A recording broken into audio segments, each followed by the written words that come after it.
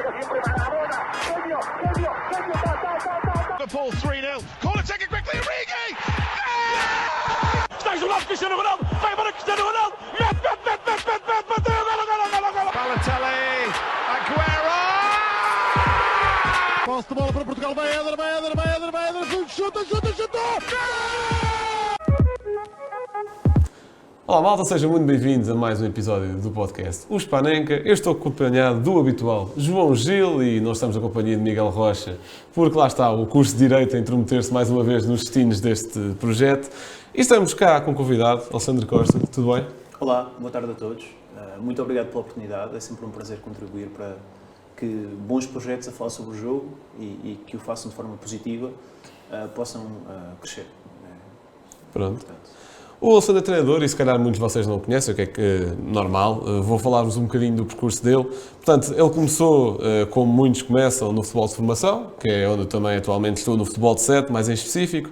Começou no Estrela, entretanto passou pelo Penafiel como observador, pelo Porto, pelo Salgueiros, pelo Boa Vista, isto sempre já indo subindo de futebol de 7 para júniores, por exemplo. Mais recentemente, depois também teve em júniores noutros clubes, lá está, no Fiennes, Linda a Velha, no Necessário, etc. Quanto a futebol profissional, treinador adjunto no Amora, certo? E mais recentemente no Olímpico do Montijo, e acho que foi assim a última equipa ao qual estiveste ligado. Está tudo certo? Sim, são os dois sítios mais recentes onde estive no futebol sénior. Foi no Amora, na subida à Liga 3 há 2 anos atrás. Foi no Olímpico do Montijo no final da época passada, embora tenha sido uma passagem muito resumida, porque foram só 7 jogos. E este ano, em que de facto ainda não estou em lado nenhum e pronto, vamos ver o que é que vai acontecer.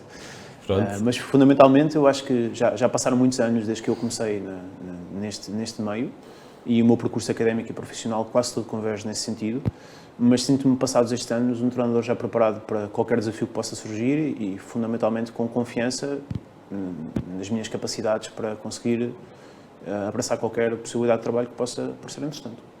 Certíssimo, pronto. E lá está, tendo em conta que, parecendo não, já é uma longa carreira, já são uns aninhos, já desde 2008, sendo grande parte dela no futebol de formação e também tendo isso em conta, assim, melhor e pior momento de carreira, digamos assim, ou vá, um grande momento e alguma dificuldade que tenhas tido de enfrentar que foi mais complicado?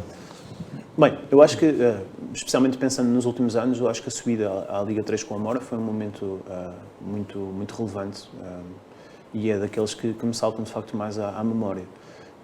Acho que os momentos negativos quase sempre estão relacionados com uma coisa que neste meio que é realmente complicada, que é com alguma falta de oportunidades que vai surgindo aqui e ali, e que em algum momento todos nós nos debatemos de alguma forma, até porque as oportunidades não são muitas e de facto os candidatos a cada uma dessas oportunidades são mesmo muitos, são 1000 cães a um osso, mas ainda assim eu acho que os anos e a maturidade fizeram com que cada vez mais eu olhasse para esses momentos de paragem, esses hiatos, com uma perspectiva um bocadinho mais positiva, e é de facto o que eu tenho feito nos últimos tempos, que é, tenho tentado preparar de forma mais clarividente e ampla para um desafio futuro, e fundamentalmente vendo jogos, pensando sobre o jogo e sobre o treino, e fazendo com que este período de paragem possa ser enriquecedor para no futuro próximo eu esteja mais preparado para abraçar um desafio que possa surgir. Excelente. E lá está, e também numa ótica, se calhar, um bocadinho mais de futuro, qual é que seria o teu principal objetivo para agora? Ser adjunto outra vez? Tentar assumir uma equipa como treinador principal? O que é que seria? Sinceramente, eu acho que estou preparado para as duas possibilidades. Tenho vindo a preparar-me nos últimos meses com cada vez mais vontade para estar disponível para qualquer função que possa aparecer, e isso passa muito por conhecer o meio envolvente. Eu tenho visto muitos jogos, tanto do Campeonato de Portugal, como da Liga 3, como da Segunda Liga, e fundamentalmente fazendo com que isso possa ser uma boa ferramenta para pensar melhor sobre o treino e sobre o jogo, e acho sinceramente que posso estar preparado para qualquer função que possa surgir no futuro próximo. Certíssimo, pronto. E agora que já tem um bocadinho mais contexto aqui sobre o nosso convidado, que também é um conhecedor do futebol, obviamente, não que nós sejamos, portanto ele está claramente a desequilibrar aqui o painel para melhor, obviamente, mas vamos comentar um bocadinho o que foi esta jornada europeia, que a de Champions que está a meio, a de Liga Europa e a de Conference League que já terminaram com o término desses tais playoffs de apuramento para os oitavos. Portanto, primeiro, comentar os jogos das equipas portuguesas e agora vou-te passar um bocadinho a bola, Gil. Portanto, o Benfica vence a primeira mão 2-0, Porto perde a primeira mão 1-0, Sporting passa a sua eliminatória com o Midland, com muitos solavancos lá pelo meio, e o Braga perde a sua eliminatória com a Fiorentina, com um enorme solavanco do primeiro jogo. Portanto, o que é que tens a dizer sobre estes jogos? Qual é que é o balanço da prestação portuguesa até ao momento? Pronto, olá a todos, em primeiro lugar. Olá também ao Alexandre, bem-vindo, que é o nosso podcast. Portanto, começando pelo meu clube, o Benfica, ganha 2-0 ao Bruges, na minha opinião, justo o resultado, começo já por aí. Numa primeira parte que foi pautada um pouco pelo equilíbrio, até aos 20 minutos houve mais Bruges, um ascendente do Bruges até com uma outra boa oportunidade.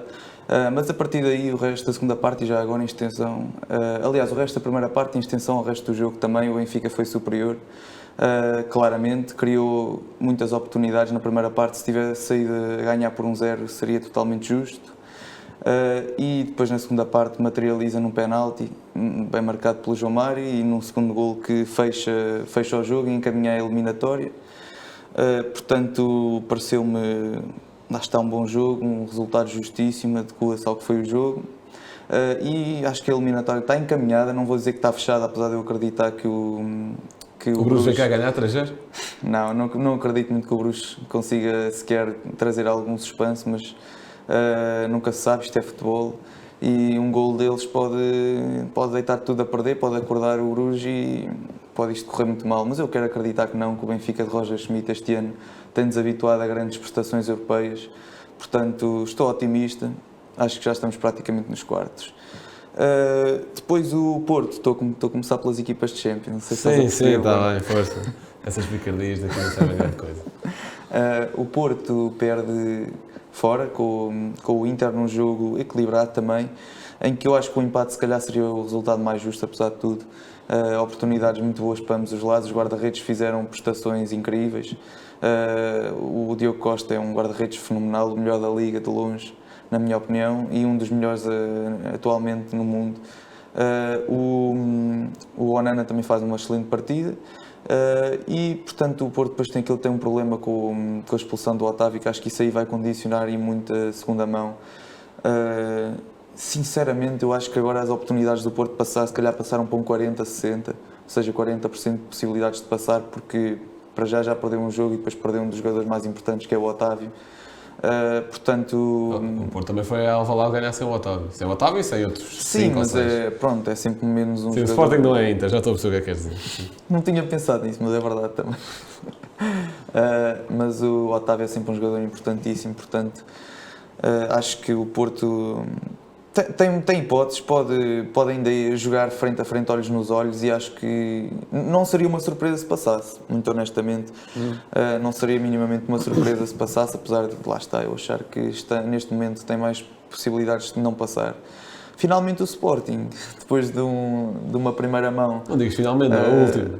Depois afinal falta o Braga, exato. Então vá. Mas o Sporting tem uma primeira mão desastrosa, na minha opinião, em que empata o jogo com um bocadinho de sorte ali no último minuto, mas que sinceramente eu acho que não ia fazer grande diferença para este jogo. O empate ou a derrota em Alvalade acho que não iria fazer grande diferença. O Sporting na segunda mão foi muito superior, mostrou que é uma melhor equipa, acho que não há dúvidas, mas mostrou em campo que isso é que é o necessário no fim. E podemos dizer que teve a sorte do jogo, marca um golo num canto, um bocadinho a cair do céu, depois tem uma expulsão. Mas fez por isso, fez para merecer essa vantagem no jogo. 4-0, se calhar também não se adequou ao que foi o jogo, talvez um 2-0, um 3-0 mostrasse mais o que foi o jogo, porque então o último golo é um descalabro, já tivemos aqui a discutir um bocadinho antes do que foi o último golo, mas acho que mereceu, passa com toda a justiça, portanto vai encontrar o Arsenal, mas já falamos disso. Finalmente o Braga, agora sim, finalmente. Certo.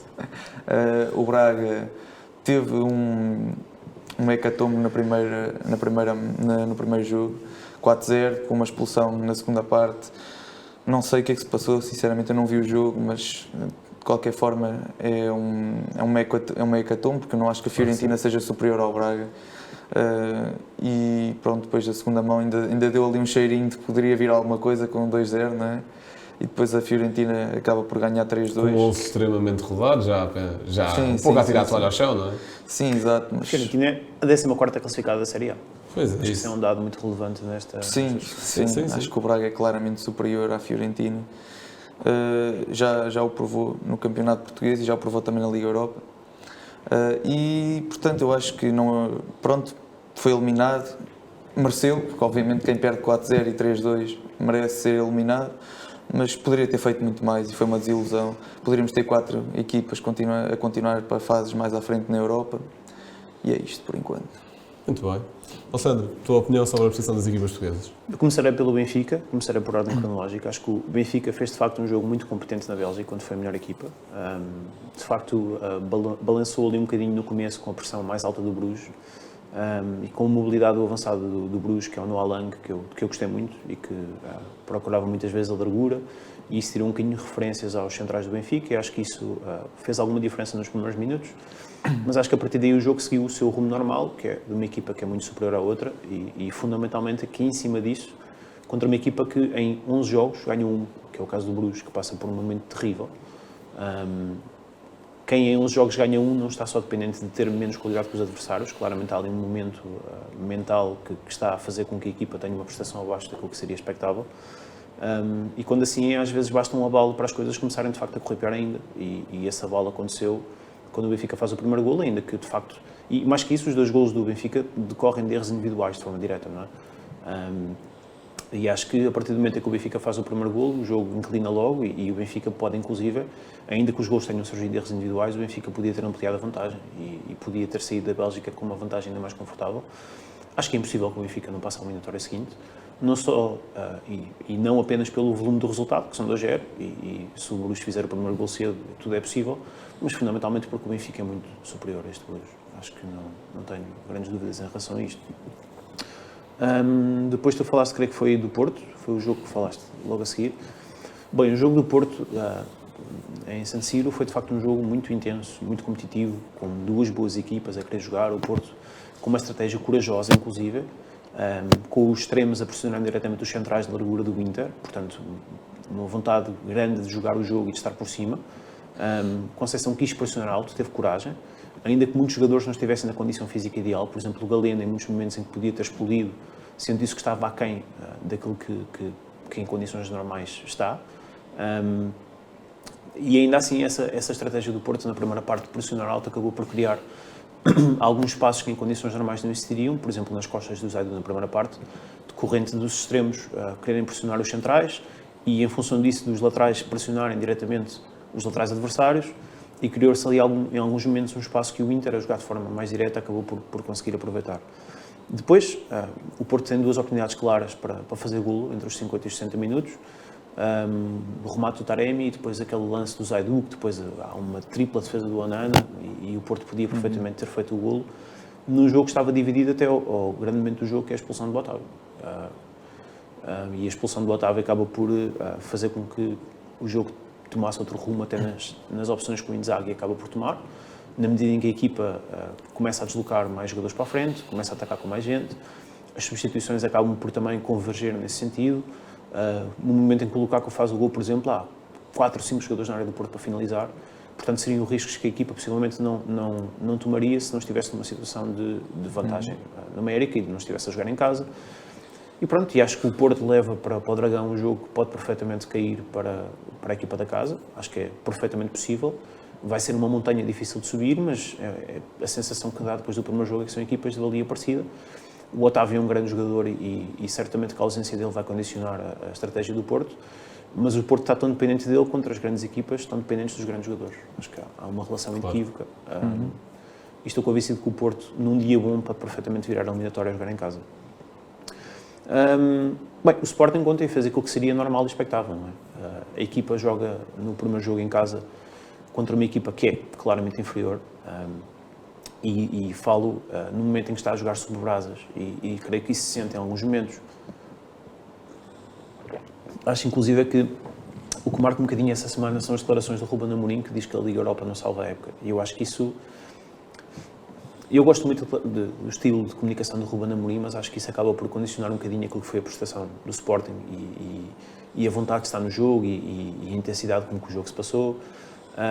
Assim, eu acho evidente que a Liga Europa pode salvar a época. Se o Sporting ficar em quarto lugar, mas ganhar a Liga Europa, é uma época, no mínimo, Já razoável. tivemos aqui discussões sobre isso. Acho que isto é uma coisa que, mais do que não se dizer, acaba por ter efeitos palpáveis naquilo que foi o desfecho do jogo e a prestação da equipa. Bem, ontem aconteceu normal, ou seja, o Sporting foi melhor, o jogo começou dividido, o Midtjylland com muita vontade de pressionar e de condicionar a saída de bola do Sporting, mas o Sporting é muito melhor. Acho que o Pote, de facto, a jogar onde jogou como extremo, avançado interior, e onde faz realmente a diferença. O segundo golo é inacreditável, é um golaço. A lembrar o golo do Zidane, na final da Europeia, contra o Leverkusen há uns anos atrás. É engraçado, deixa só interromper, Diz-me. nestes últimos tempos é o segundo jogador a ser comparado ao Zidane. Qual foi o outro? É o Chiquinho. O Chiquinho, claro. O Chiquinho Zidane. Chiquinho Zidane. Comparado só por alguns. Sim. Sim. Eu acho que o Chiquinho está muito bem. Acho que aliás, a par do Orsens, acho que foram os dois melhores jogadores do Benfica no jogo na Bélgica.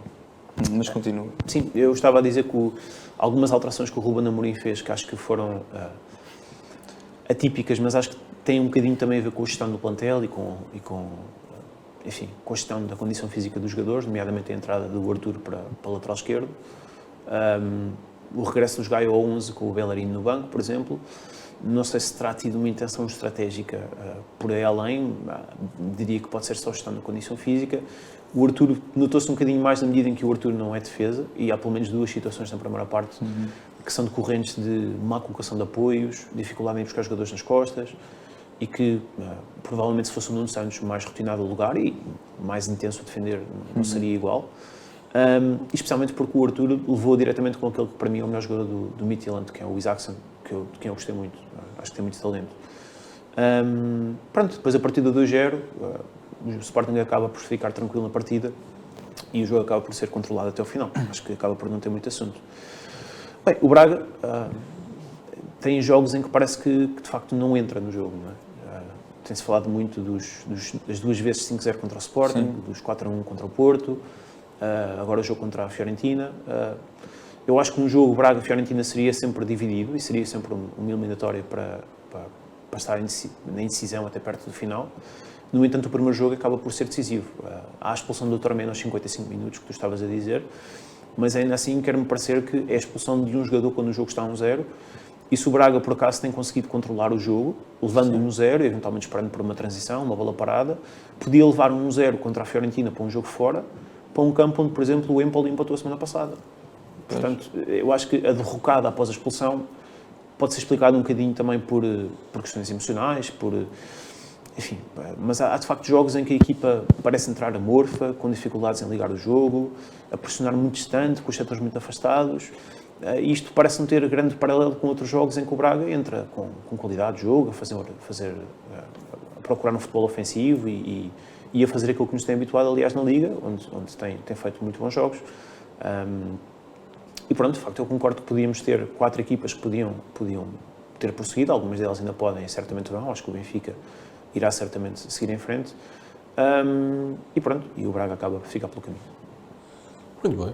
Pronto, e também numa ótica de comentar aquilo que vocês já disseram e já abordaram praticamente os pontos-chave de todos os jogos. Portanto, começando pelo Benfica. O Benfica, eu acho que aquilo que fez em Bruges foi um dia normal do Benfica, porque não foi um jogo particularmente inspirado, não foi um daqueles jogos em que é uma avalanche completa e que o Benfica dá 5 ou 6, mas o facto é, o Bruges é uma equipa muito mais inconstante pelos números que o Gonçalo estava a dizer, é menos equipa, menos rotinada, etc. Também troca de treinadores a meio da época, também torna isso propício, lá está, não é o Bruges que dá 4 ao Porto no Dragão, que faz excelentes exibições contra Bayer, Leverkusen e Atlético.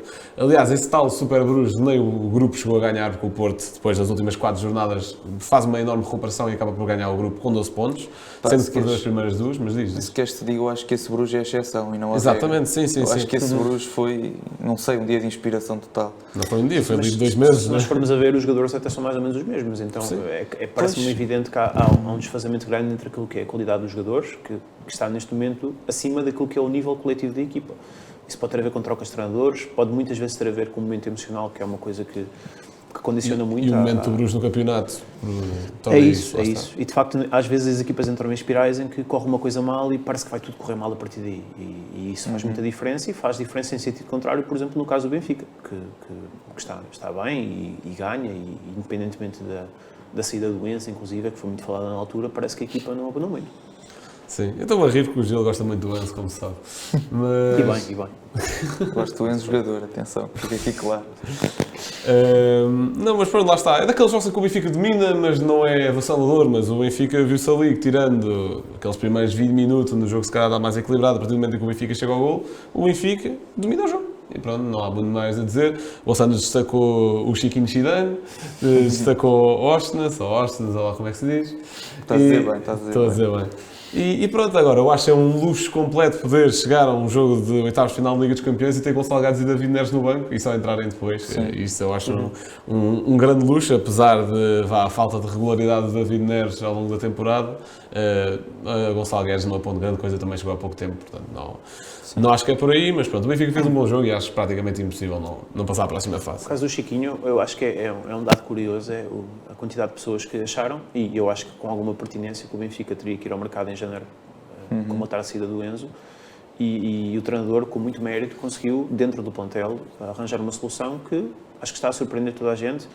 Não por aquilo que está a fazer com bola, porque acho que toda a gente conseguia ver no Chiquinho alguma capacidade de quebrar linhas em condução e em meter passo para golo, que é uma coisa que ele faz muito bem, mas até na competitividade que está a dar, na capacidade de dar intensidade ao jogo do ponto de vista defensivo, e pronto, e tem sido uma surpresa muito grande. Sim, eu admito que eu fui ver o jogo do Casa Pia ao estádio, começou toda a gente a cantar quem é o Enzo, Chiquinho, pronto, eu cantei também, não é naquele ambiente, mas um bocado no gozo, vamos dizer assim, mas só a partir do jogo em Braga eu comecei a acreditar mesmo no Chiquinho, porque é nesse jogo, um jogo muito difícil, com menos um, em que o Chiquinho para mim faz um jogão defensivamente que não estava minimamente à espera. A partir daí comecei-lhe a dar algum crédito e estou surpreendido.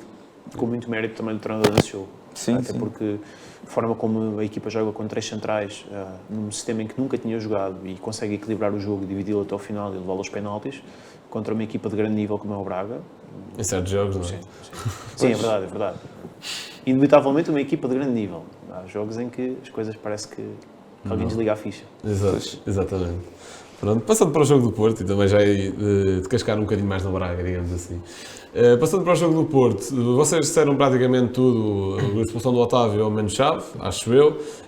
Não só porque condiciona muito os últimos 10 minutos de jogo, porque a partir do momento em que o Otávio é expulso, não, obviamente, que qualquer equipa a jogar com 10 fica em desvantagem uma equipa a jogar com 11, como é óbvio, mas neste caso em particular acho que é ainda mais veemente porque o Otávio estava muito importante no corredor central a condicionar o Çalhanoğlu, por exemplo, e deixando esse espaço em aberto, há muito mais espaço para ali aquelas entrelinhas da Inter funcionarem melhor. Obviamente que o gol nem surge aí, surge um cruzamento do lado direito, onde por acaso até, acho que em campo estavam na altura 2 laterais esquerdos do Porto, o Zaidu e o Vendel, mas corrijam-me se estiver enganado. O Zaidu a fechar na linha de 3 atrás, na linha de 5 atrás. Exatamente, portanto, o Sérgio fez a troca. Digamos que do lado, em teoria, mais coberto do Porto é de onde sai o gol. Eu acho que aí, se calhar, em termos de culpa culpa individual no gol, nem acho que seja tanto de Vendel, por exemplo. Acho que é muito mais dos centrais do Porto que deixam o Lukaku cabecear à vontade, a bola tem tempo de ir ao poste, de voltar. Acho que tinha de haver uma maior reação nesse sentido, se bem que Pepe e Marcano, tirando isso, tiveram um jogo bastante sólido, acho eu. Mas lá está, são aqueles lances que podem definir jogos e neste caso definiram bastante. E para além da expulsão do Otávio ter definido o que foi esse jogo, também vai definir muito aquilo que vai ser a segunda volta. Agora, e também achei interessante, obviamente também face a algumas lesões, mas ainda assim o Porto até, ou seja, muitos dos que estavam lesionados conseguiram jogar este jogo, obviamente condicionados, falaste do Galeno, por exemplo, mas sabemos que Conceição é perito em fazer omeletes sem ovos, digamos assim. E também tem um grande histórico com equipas italianas, como se sabe. Digamos que é o treinador mais italiano de Portugal, acho eu, também por ter jogado lá, etc. E acho que tem tudo para correr bem no Dragão. E lá está, devido a essa versatilidade da equipa do Porto, em termos de, se calhar não tanto dinâmicas, mas de sistemas, e lá está, viu-se isso agora em Milão, quando Sérgio Conceição mete Gruitch para encaixar, mesmo no sistema tático da Inter, e lá está. Correu bem este jogo até aos 75 minutos, vamos ver como é que corre os 90 minutos que faltam no Dragão. Quanto ao Sporting, que também já falámos um bocadinho no último episódio daquela primeira mão horrorosa, Obviamente que o Midtjylland é uma equipa muito mais fraca do que o Sporting. Mesmo que, eu acho que mesmo que Guardiola, ou que o melhor treinador da história, isso agora quem é, são outros 300, conduzisse aquela equipa do Midtjylland, eu acho que aquilo que falta em termos de matéria-prima, em termos individuais, obviamente, que não faz que comparável a uma equipa, qualquer equipa do Campeonato Nacional, acho eu. Eu acho que ainda um dado muito relevante é que o Midtjylland, quando empata em Alvalade, não fazia um jogo oficial desde 13 de novembro. Sim, exatamente. Isto é surpreendente a maneira como o Midtjylland em alguns momentos consegue pressionar alto, criar oportunidades, ganhar duelos, diz muito daquela que foi a apatia do Sporting no jogo. Sim, ou seja, é uma abordagem ao jogo, principalmente em Alvalade, bastante corajosa, no sentido em que o Midtjylland está a pressionar mesmo em cima e indo à casa de um rival de uma liga bastante superior à dinamarquesa, acho corajosa, mas também acho que só funcionou porque o Sporting estava num grande dia, não tanto mentalmente, como já tinhas dito. Sim, mas um detalhe importante é que um médio defensivo titular deles não jogou a segunda mão, o Martínez, e para mim foi um dos melhores em Alvalade. Claro que pode fazer alguma diferença, não é? Pode explicar de alguma forma como é que se bateram tão bem na primeira mão. Sim, Eu acho que o jogo da segunda mão é um regresso à normalidade e acho que Sim, o sim. Sporting também entra com outro. O gol do Coates faz alguma diferença, ou seja, eu acho que o Sporting se perdesse em casa por 1-0 seria perfeitamente capaz de dar a volta Sim, eliminatória lá, Acho mas eu acho que o gol do Coates que cai do céu, não é? Mais um, eu acho que o gol do Coates acaba por dar ali um elan do ponto de vista psicológico de que agora entramos aqui, isto é 0-0 e vamos jogar. E entrando em campo já a perder 1-0, do ponto de vista global da eliminatória, eu acho que o jogo poderia ter outro desfecho. Até que poderia ser suficiente para a equipa entrar mais tranquila, por exemplo. Sim, mas ainda assim notei que o Sporting não teve assim um grande arranque de jogo, acho eu. Acho ali aqueles primeiros... Ou seja, até o Coates marcar o primeiro golo, eu acho que notava-se ali um certo nervosismo daquilo que está a ser uma grande época acima abaixo do Sporting. A partir do momento que o Coates marca o golo, vê-se uma equipa muito mais solta, muito mais à vontade. Até o próprio Jogai estava a jogar bem, portanto. O Jogai faz ali um corte bastante importante numa transição do Midtjylland ainda na primeira parte. E deixa-me só dizer-te, esse lance, muito concretamente, é precisamente aquilo que o Arthur teve dificuldades em fazer. Exatamente. O Jogai vai buscar essa bola porque tem os apoios muito bem colocados, consegue perceber o timing e chega primeiro porque roda no timing certo. Porque se ele por acaso tem demorado mais a rodar, nomeadamente estando com os apoios ao contrário, ele dificilmente cortaria essa bola. Sim, é um grande corte, ainda ganha a expulsão, por exemplo. Sim, sim. Ao melhor para a linha em campo. Não, vá. Aí temos de concordar. Isto não é mais em tom de brincadeira, mas falando do Arthur, que acho que é um grande ponto-chave. Em primeiro lugar, só por tocaste no meio campo, acho que ter Morita ou ter Pota 8 é muito diferente daquilo que é o jogo do Sporting. E lá está, não só por ganhas mais poder de fogo na frente, obviamente, mas porque Morita gera os tempos do jogo de forma completamente diferente e isso também teve impacto no jogo, acho eu. Sim. Obviamente, enquanto houve jogo, a partir de certo momento em que Tão Longo e Mateus Fernandes entram, Tão Longo bem, Mateus Fernandes acho que ainda está ali um bocadinho perdido naquilo que são as rotinas da equipe. Só entra porque o jogo estava a ganhar. Sim, exatamente. Portanto, eu estou a dizer enquanto houve jogo, porque lá está, foi aí que Morita e até o próprio Ugarte foram bastante influentes. O Ugarte que não vai jogar contra o Arsenal na primeira mão, portanto vamos lá ver como é que isso corre. Mas, pegando em Arthur, aquilo que eu acho que Amorim, e Amorim já falou disso um bocadinho, não é com que concordo particularmente, mas basicamente é, agora pegando até no próprio bando do título do Sporting, haviam dois laterais que desequilibravam sempre muito, que é o Nuno Mendes e o Pedro Porro. Portanto, o Sporting vê sem dois desses laterais, digamos, não foi de um momento para o outro, ou seja, Porro ainda ficou cá há bastante tempo, e Amorim meio que foi adaptando o sistema de jogo, a usar só um lateral que seja muito forte no 1 para 1 e Nuno Santos, se calhar, mais forçado defensivamente e muito forte a cruzar, por exemplo, é muito propício também conseguir forçar muito a profundidade, etc. Agora, o Sporting não tem propriamente nenhum lateral que seja forte no 1 para 1. Arthur não concordo que seja utilizado naquela posição devido às tais debilidades defensivas que estavas a descrever, mas acho que a ideia passa um bocadinho por aí, porque Jogai não é de todo forte no 1 para 1. Bellerin, em forma e mais rotinado, talvez seja. Mais na velocidade. Exato, talvez mais na velocidade, não tanto na finta. Mas mais na velocidade. Sim. Talvez se calhar mais por tabelas, etc. Também um jogador muito inteligente e com grande experiência. Acho que ainda não está a esse ponto da equipa do Sporting. Se calhar foi mais nesse sentido, não concordo, lá está, mas se calhar foi um pouco mais nesse sentido. E quanto ao jogo do Braga, o Braga se calhar até cai mal um pouco dizer isto esta época porque o Dortmund está a fazer uma grande temporada, mas o Braga é um bocadinho Dortmund, nunca sabe bem o que é que pode sair dali, porque o Braga tanto, lá está, faz grandes exibições, dá 3 ao Benfica, também que era um Benfica ainda muito com aquela situação do Enzo meio estranha, e ainda em ressaca de Mundial, digamos assim, mas faz grandes exibições. Sim, é uma grande exibição. Sim, claro que sim.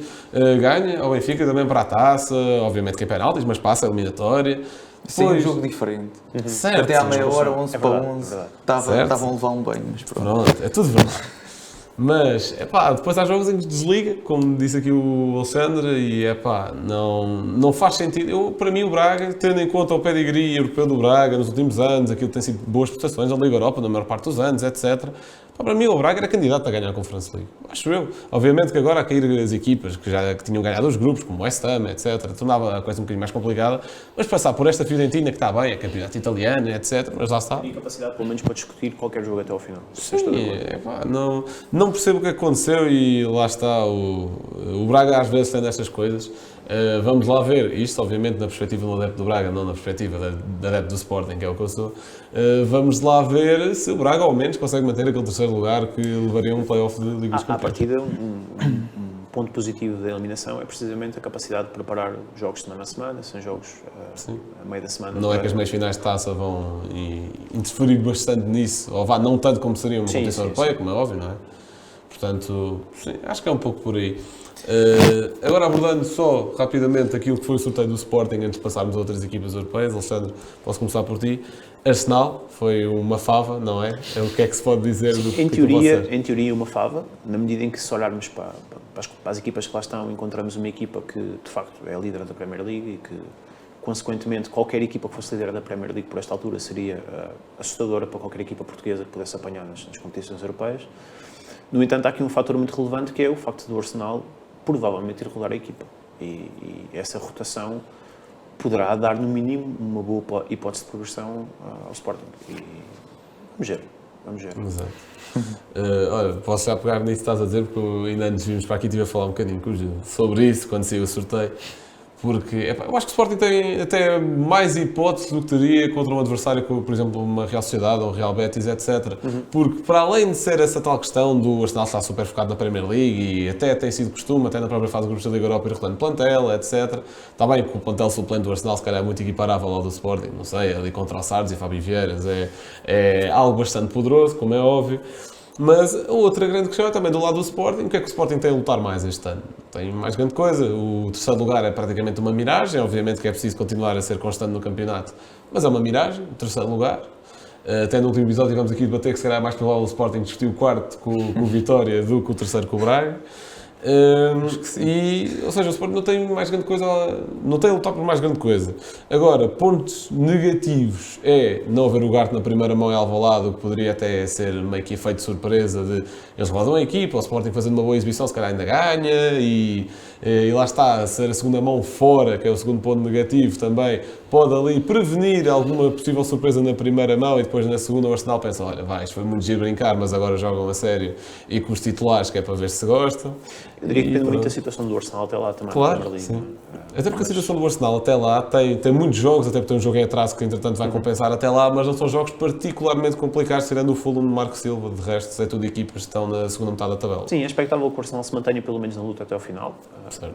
Não sabemos o que é que vai acontecer até lá, mas eu acho que isso faz com que seja altamente expectável também que o Arsenal acabe por rodar alguns jogadores. Não sei que impacto poderá ter na segunda mão aquilo que acontecer na primeira, em termos de gestão da equipa. Vamos ver. É isso. Gil? Não estou tão otimista, como até já tinha Já expressado. empataste com o PSG este ano, já ganhaste as Juventus, não pode acontecer outra vez? Só com outra equipa? Não estou muito otimista e sei que não é a mesma coisa, mas vamos nos lembrar de há 2 ou 3 anos, quando o Benfica de Jorge Jesus enfrentou um Arsenal muito mais fraco do que este, e se calhar poderemos equiparar de certa forma aquele Benfica ao Sporting atualmente, não sei se concordas. Sim, posso concordar, pela falta de regularidade inicial. Sim. E o Benfica, também não passou e era um Arsenal muito mais fraco. Mas foi eliminatório até ao fim. Mas ainda assim o Benfica tem uma capacidade europeia muito diferente da do Sporting, não é? Pronto, Acho que o Sportingista a dizer isto, atenção. Se calhar não trouxe um bom exemplo para estar aqui a fazer comparações. Eu acho que é evidente que existe uma discrepância muito grande entre as equipas de topo da Premier League e da nossa Liga. Claro.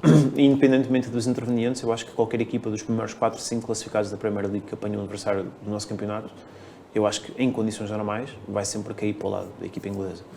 No entanto, eu acho que o fator da troca dos jogadores e eu acho que isso pode ser um fator muito relevante, porque verdadeiramente pode não ser a equipa do Arsenal que tipicamente joga ao fim de semana a aparecer para jogar em Lisboa à primeira mão, não é?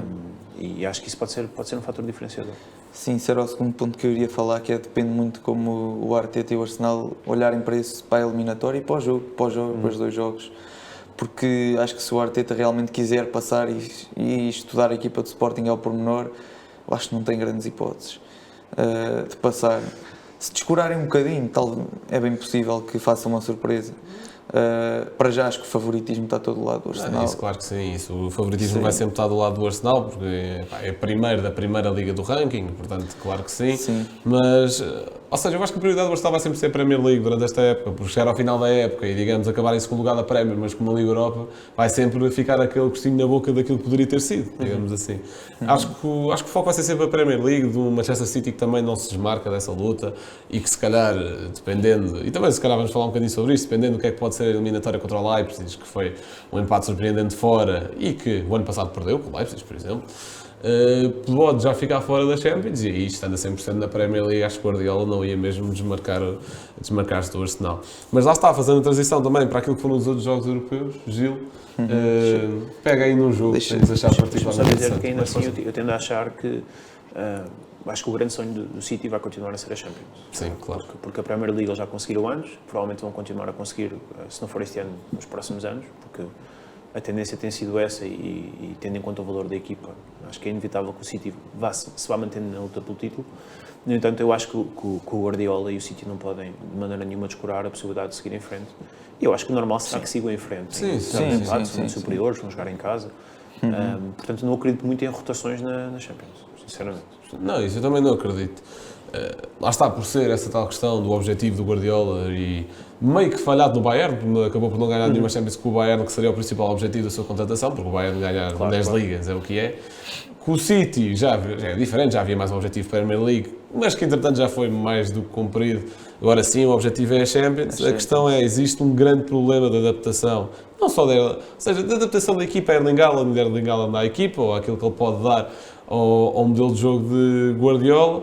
Por exemplo, agora no jogo em Leipzig foi muito pouco influente no jogo. O City, às vezes, durante grande parte do jogo, acho que até jogou com 10, porque a Haaland estava fora do jogo, tocou muito poucas vezes na bola, se calhar a nível ofensivo não foi assim tão impactante. E o Leipzig também é uma equipa bem organizada, que beneficiou da troca de treinador, que entretanto está mais competitiva na Bundesliga também, e o Leipzig nos últimos anos também tem-nos habituado a boas prestações europeias, acho eu. Portanto, vamos ver o que é que acontece. Eu também acredito que passa o City, atenção, mas acho que não é assim tão claro como se calhar a maior parte das pessoas querem fazer. Mas forças, Gil. Pois, olhando para estes jogos, eu não vou já falar do óbvio, deixo isso para um de vocês, se quiserem, claro. Vou falar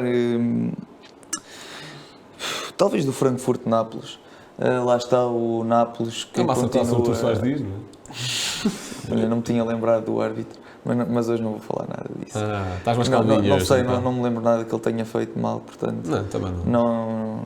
Pronto, não tenho nada a dizer quanto a ele. Mas o jogo, pronto, mostra um Nápoles que continua na sua senda vencedor e na sua senda espetacular, porque faz um grande jogo para mim, não deu nada ao Frankfurt. Aquele jogador, o Kvaradona, como lhe chamam. Já sabes escrever o nome ou não? Kvaratskhelia, acho que é qualquer coisa assim. É um talento, é um grande jogador, dos melhores do Nápoles, com o Osimhen também. São espetaculares, até falham um penalti, mas depois dá uma assistência de calcanhar incrível, e acho que está relevante, que pode ser também decisivo para os jogos que hão daí vir nas próximas eliminatórias, porque o Nápoles à partida também será o facto do Nápoles ter 15 pontos de avanço na Série A, e isso pode fazer a diferença, por exemplo, no momento de rodar jogadores ao fim de semana, aí sim. E especialmente tendo em conta o andamento com que o Nápoles está, eu não sei se o Nápoles não se põe a jeito de eliminar qualquer candidato crónico que apareça pelo fundo. Concordo, não me importava nada de ver o Nápoles na final.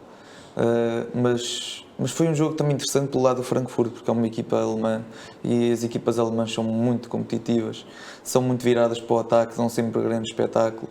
E mais uma vez foi um jogo bom de se ver, foi um jogo em que não houve uma equipa fechada com o autocarro atrás, nenhuma delas.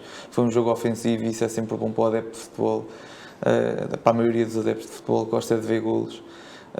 E portanto foi um excelente espetáculo. Muito bem. Alexandre, um jogo a destacar. Não sei se queres abordar o elefante na sala, sim, não sei. Sim. O grande motivo assim, mais óbvio destaque é de facto já a cabeça o Liverpool com o Real Madrid, não é? A maneira como o Real Madrid principalmente se ergueu daquilo que se adivinhava como uma hecatombe. O jogo estava 2-0, salvo erro, com um quarto de hora de jogo, ou perto Sim, disso. sim, sim. Um grande gol do Darwin. Sim, é verdade. E a verdade é que destaca claramente a grande maturidade do Real Madrid de se manter ligado ao jogo e de conseguir, mantendo a sua estratégia e essencialmente procurando fazer aquilo que a equipa tipicamente procura fazer, continuar a jogar da mesma maneira e acabando por construir um resultado de uma equipa que parece-me inequivocamente superior e acho que já tem a eliminatória praticamente passada neste momento. Acho que esse é o grande destaque da jornada. Muito bem. Olha, um jogo que eu ia destacar até era capaz de ser o do Nápoles, mas passando, que já como o Gil fez a cortesia de roubar esse, vou falar um bocadinho do Man United de Barcelona, que apesar de ser um jogo de Liga Europa, teve muito espetáculo e eu e o Gil por acaso até vimos o jogo em conjunto e foi um grande jogo entre duas equipas que estão num grande momento de forma. Barcelona sem Pedri e sem Gavi, e o Xavi na conferência de imprensa após o jogo até veio um bocadinho, ele próprio disse, não é uma desculpa, mas veio um bocadinho chorar a dizer que com Pedri e Gavi se calhar seria diferente, etc. Isso, lá está, é tal questão da minha avó se tivesse rodas, não é? Mas acho que o Man United mentalmente, para além de tudo o que seja sistema de jogo e modelo de jogo, obviamente sabemos que Ten Hag tem muito mérito nisso também, mas eu acho que a forma como ele recuperou mentalmente o Manchester United nos últimos anos era da coisa mais inconstante possível, que se calhar o melhor que vimos mentalmente tinha sido com José Mourinho, talvez. É algo espetacular. Eu acho que se calhar o Manchester United dar a volta contra um Barcelona, ok, que em casa, que pode facilitar a coisa, acho que há anos seria impensável. A grande exibição de Fred, por exemplo, que é um jogador que é um jogador super inconstante. Ainda não é consensual. Não, tanto aparece em campo a fazer uma exibição de Kanté como uma de Meite, lá está, como estávamos a falar ontem. Um jogador super inconstante, mas contendeu com uma completa masterclass naquele meio campo. O Bruno Fernandes, que até teve um jogo meio que infeliz, a fazer aquele penalti, por exemplo, também foi bastante importante nas duas jogadas do gol do Manchester United. O gol do Anthony também é bastante bom, apesar de não achar que ele teve particularmente influente no jogo, etc. E acho que foi uma grande vitória do United e acho que neste momento até acho a equipa melhor colocada para ganhar a Liga Europa. No nível de não está a lutar pelo título, em teoria, não é? Isso acho que não vai acontecer, mas pode sempre intermeter na luta. Não está a lutar pelo título e tem esse desejo de vencer competições e eliminar. Vai ter agora a final da Carabao, por exemplo, no fim de semana. Acho que a coisa é capaz de correr bem e foi um grande jogo nesse sentido. Eu acho que o que se vai passar na Premier League em relação ao United nas próximas semanas pode ser decisivo para a estratégia em relação aos jogos europeus. Porque o United, salvo erro, está a 5 pontos, não é? E 5 pontos é nada. Ou seja, basta uma jornada em que por acaso percam os dois e de repente o United já lá está. E isso tanto é verdade nesse sentido como em sentido contrário, que se o United perder um jogo também está fora, acabou. E acho que essa percepção de possibilidade de lá chegar pode fazer uma diferença muito grande naquilo que é a gestão da equipa durante a semana, e quando digo durante a semana, digo à quinta-feira, concretamente. Claro que sim. E pronto, antes de passarmos para possíveis vencedores das competições em questão, queria só ainda destacar o Ajax União de Berlim, que foi um bom jogo, mas eu acho que aqui a grande questão a destacar é a campanha do União de Berlim e a evolução nos últimos anos. Um clube que é cada vez mais raro no futebol moderno, visto que é totalmente detido pelos sócios, aquilo que na Alemanha, nunca agora estou a esquecer, pronto. Mas basicamente em Portugal seria tudo pelos sócios. E lá está, sem ter investidores de fora, que na Alemanha até existe a tal regra dos 50+1, que todos os clubes da Bundesliga têm de ser detidos em 50% mais uma ação pelos sócios. Os únicos que fogem a isso são o Wolfsburgo, o Bayer Leverkusen e o Leipzig, através de outras questões e de outras artimanhas, mas o União Berlim é 100% detido pelos sócios e acho que um clube desses estar a lutar pela Bundesliga, estar a fazer boas campanhas europeias e chegou pela primeira vez aos oitavos de final de uma competição europeia na sua história, eliminar o Ajax, que é um clube cheio de pedigree europeu também, acho que é bastante bonito de se ver. Mas, Alexandre, possíveis vencedores ou principais candidatos, digamos assim, a Champions, Liga Europa e Liga Conferência? Bem, a Champions, até por uma questão de capacidade de estar à altura dos grandes momentos e pela qualidade individual dos jogadores, eu vou meter as fichas no Real Madrid. Não sei qual é a vossa aposta, eu acho que era mais fácil a gente ir pela mesma competição. Sim, força. Pode ser competição. Força. Ainda hoje vi um post da Eleven a dar as hipóteses do Real Madrid ser campeão europeu em terceiro lugar. Atrás, à esquerda do City e do Bayern. Bayern em primeiro, depois City e depois Real Madrid. Eu acho que não andam a ver bem o que é que o Real Madrid faz na Champions, o que fez o ano passado. Acho que é inequívoco colocá-los como principais candidatos a ganhar a Champions, crónicos candidatos a ganhar a Champions. Acho que é por aí. Certo. Concordo plenamente com vocês nesse sentido. Eu acho que o Real Madrid é uma equipa que chega à Champions e se transforma. Agora, acho que também é preciso ter em conta que apanham um Liverpool algo debilitado, não é? Obviamente que o Liverpool dá uma grande resposta, um grande início de jogo, uma boa resposta a um momento conturbado que estava a passar e que ainda está a passar, então com esta derrota ainda se acentua. Mas acho que é preciso ser um bocadinho mais comedido, até porque o Real Madrid deste ano não tem, digamos, os argumentos do ano passado, vem num momento mental completamente diferente também daquilo que está a ser a La Liga. Acredito que se há treinador que saiba reinventar e jogar com poucos recursos é o Ancelotti. Poucos recursos. Poucos recursos no sentido que o Real Madrid tem um bom titular e pouco mais, nesse sentido. Até porque o Ancelotti quase que em janeiro estava a implorar por reforço e a direção do Real Madrid não quis ninguém, recusou Cancelo por empréstimo, por exemplo. E agora sempre que há uma lesãozinha, houve aí há pouco tempo do Courtois, houve do Benzema, tem de se improvisar ali alguma coisa. É só mais nesse sentido, os poucos recursos é que acho que, para além do 11 titular, não vejo grande coisa que possa sair do banco, por exemplo. Tirando ali do meio campo, acho que é a zona em que estão mais bem servidos. De resto, gostava muito de ver uma excelente campanha do Nápoles. Lá está, falaram desses tais 15 pontos de avanço que dá uma margem de manobra muito boa para fazer uma campanha europeia engraçada e acho que é das equipas que está a jogar melhor futebol na Europa. Nesse sentido, acho que o Real Madrid é o principal candidato, sim. Acho que o Bayern vem imediatamente a seguir e acho que em terceiro vem o Nápoles. Acho que o Manchester City vai ter mais dificuldades do que pode aparentar. Obviamente também está dependente de sorteio de quartos e de oitavos, sim. Mas acho que pode... E do que for acontecendo na Premier League? Sim, claro que sim. Acho que vai ser mais complicado do que possa parecer. Liga Europa. De forma racional, eu diria o Manchester United. Parece-me que, tendo em conta as equipas que estão em prova, parece-me aquela que apresenta mais qualidade coletiva neste momento e que está no melhor momento de forma. Gostava que fosse a Roma. Sou um fanboy de Mourinho. Também eu. E gostava que fosse a Roma. E acredito, sinceramente, que é possível que seja a Roma também. Acho que, dependendo do sorteio, e depois aqui, quando o valor das equipas é muito parecido, entra aqui uma vertente muito relevante, que é a componente estratégica, não é? E acho que nesse aspecto, eu acho que a Roma, pelo treinador que tem, até pode ganhar a qualquer equipa. É isso. Essas são as minhas duas principais apostas, sendo que ponho principalmente as fichas no Manchester United. Muito bem. Eu estou um bocadinho a tua onda. Acho que o principal é o Manchester United, mas não esquecer que a Roma de José Mourinho, em competições europeias, ainda não foi eliminada. Portanto, o ano passado, o primeiro ano de José Mourinho, ganhou a competição em questão, que era a Conference League, e este ano vai continuando, obviamente, com algum ou outro mau resultado, entretanto. Este ano, na fase de grupos, houve ali um resultado estranho, não me estou a lembrar. O ano passado, um desaire com o Bodo Glimt, por exemplo, um desaire bem desaire, de um 6-1 na Noruega. Portanto, eu acho que é sempre o Mourinho e as suas equipas são sempre bastante competitivas naquilo que é eliminatórias. Jogos eliminares, ainda por cima a duas mãos. Eu acho que o Mourinho sabe gerir bastante bem os momentos dessas eliminatórias e, para mim, digamos, o favoritismo a seguir ao do Manchester United vai para a Roma. Gostaria de poder incluir o Sporting neste lote, mas acho complicado. Gil? Concordo com vocês, United como principal candidato. Juventus. Certo. Acho que nos estamos aqui a esquecer um pouquinho que eu tenho visto a Juventus em crescimento, claro.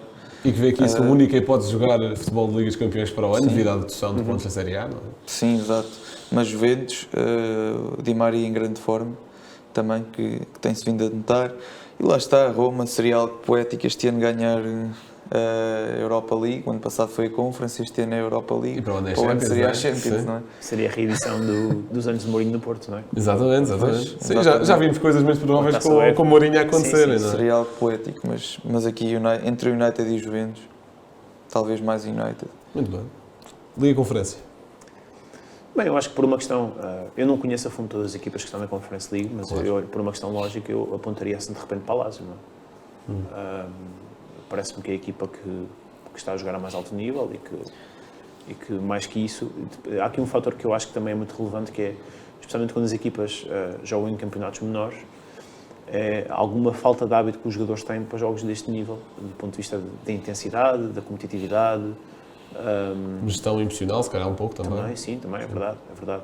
E uma equipa como a Lazio, por exemplo, fim de semana sim, fim de semana não, joga pelo menos contra uma equipa de nível parecido aos outros adversários. Sim. E, portanto, eu acho que esse pode ser um fator muito relevante no que diz respeito à capacidade de resistir a estes duelos. especialmente quando o volume de jogos se vai acumulando, a época vai passando, os jogos nas pernas vão sendo cada vez mais. Portanto, eu colocaria as fichas no Lazio. Muito bem. Eu discordo, por acaso, só porque a Lazio não fez a mais famosa das eliminatórias agora contra o Cluj, ganham 1-0 na soma das duas mãos. E esta Lazio de Sarri também acho um pouco inconstante, digamos assim, já ter caído da Liga Europa para a Conference League, foi ali um caso de tudo. Num grupo com o Midland, por exemplo, leva 5-2 do Midland. Eu acho que, tendo em conta as equipas que estão aqui à frente, obviamente que nos saltam à vista, digamos assim, as duas equipas da Série A, Fiorentina e a Lazio, não acredito que nenhuma delas, obviamente com mais possibilidades a Lazio do que a Fiorentina, acho eu. Vem-nos à cabeça o West Ham, porque é da Premier League, mas também não vejo o West Ham com grande capacidade. O ano passado também fez ali uma campanha europeia engraçada, mas não estou a ver. Eu apontava mesmo para o Villarreal, porque nos últimos anos tem feito as campanhas europeias mais engraçadas, ganhou uma Liga Europa há pouco tempo, ano passado jogou o futebol de Liga dos Campeões.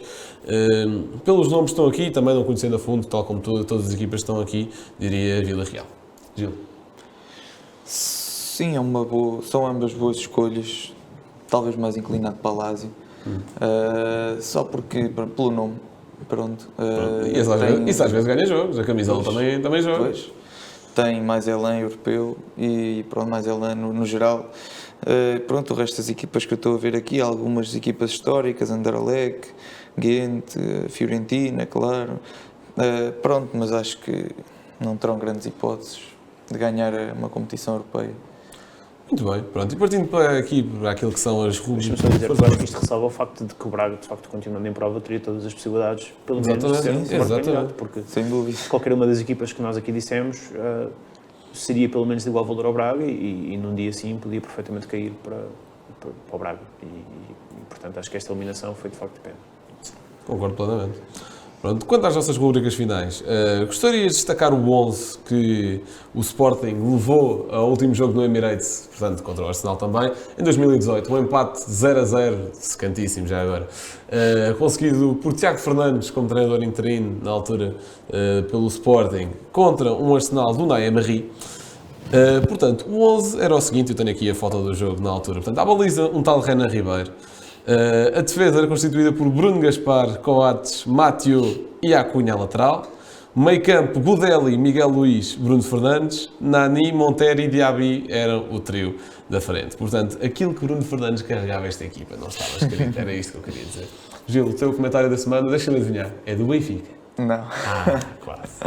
Não, esta semana é um bocadinho fora da caixa, decidi trazer aqui... Fora do teu elemento de propaganda, não é? Eu não faço propaganda, só digo verdades. Claro. Mas indo aqui a um comentário de Xavi, só aqui num tom um bocado cómico, acho que já devem estar a adivinhar o que é que será. Está a tirar o talento de todos os jogadores, vejam Sancho, Rashford e o gajo português. Pronto, é aqui um apontamento cómico, hoje não trago assim nada. Não traz uma mensagem mais profunda. Não trago assim uma mensagem profunda, mas acho que se adequou ao tema, competições europeias. É uma coisa engraçada que provavelmente muita gente já ouviu, mas para aqueles que não tenham ouvido, cá está. E eu pensava que isto ia dizer as novas regras do Riba Cristóvão, mas pronto.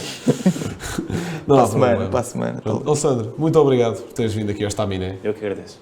Pronto, e fechamos assim mais um episódio, discutimos competições europeias e vamos estando atentos àquilo que vai ser o futuro da Europa Paneca, a nossa rubrica a falar com adeptos dos adversários das equipas portuguesas, porque calhou-nos um Arsenal, que vai ser uma conversa interessante, não um jogo bom aqui para o Moá, mas uma conversa muito boa aqui para o Moá, portanto vamos ver como é que também corre essa rubrica. Portanto, muito obrigado por terem ouvido e até à próxima. Tá bom. Está isolado Cristiano Ronaldo, vai embora Cristiano Ronaldo, mete, bateu, golo. Balotelli, Aguero! Posse de bola para Portugal, vai Éder, chuta!